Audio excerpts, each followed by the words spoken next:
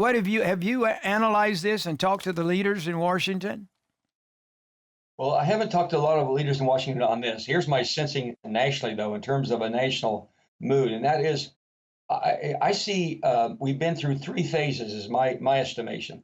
The early phase was one of kind of denial and shaking our heads and saying, what? And that all changed on about March 13, 14, 15, that weekend, Friday, Saturday, Sunday. I saw a complete change atmospherically, so to speak, in my country, where people said, "Oh, this is for real," and they hunkered down and they followed the mandates. They started trying to get masks. They made sure they washed their hands over and over, and they stayed at home. They 6 foot distances, and so Americans really tried to comply overwhelmingly, and that continued for 5 weeks. But another shift took place just a few days ago. That was April the 17th, 18th, and 19th. I sense a shift, a paradigm shift in the country. That was another weekend, Friday, Saturday, Sunday, where all of a sudden people were saying, wait a minute, enough is enough. They'd gone 5 weeks. You know, it's interesting. 40 days is mentioned a lot in the Bible. It's kind of like we're down at day 40. And it's kind of like that's as much as Americans can go. And they also realized, and this is where it gets serious, if there's a lack of trust in our government, we have a pretty critical problem happening in our governors and our mayors and such.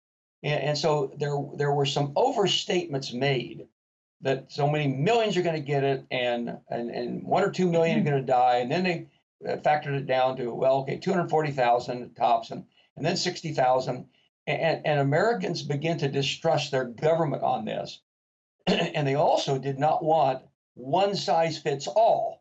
They wanted to be able to adapt to their environment and bring government down more localized, which I totally support. Always localize the authority anytime you can, because localized authority can do better than somebody generically, 1,000 miles away. And so we do have it changed as of that weekend of April 17, 18, 19. I saw the mood change and people saying, no, we're not going to stay at home. Now, the protesters, by and large, they had a legitimate claim because they were objecting to the overstatements. However, if protesters want to have credibility with their government leaders, they ought to be wise enough to have masks and gloves and protective gear, and they ought to at least stay 6 feet apart. They shouldn't just flaunt it.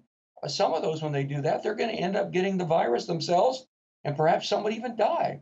So they need to be wise in their protest and have credibility before government leaders to say, look, we can go back to work and observe the rules.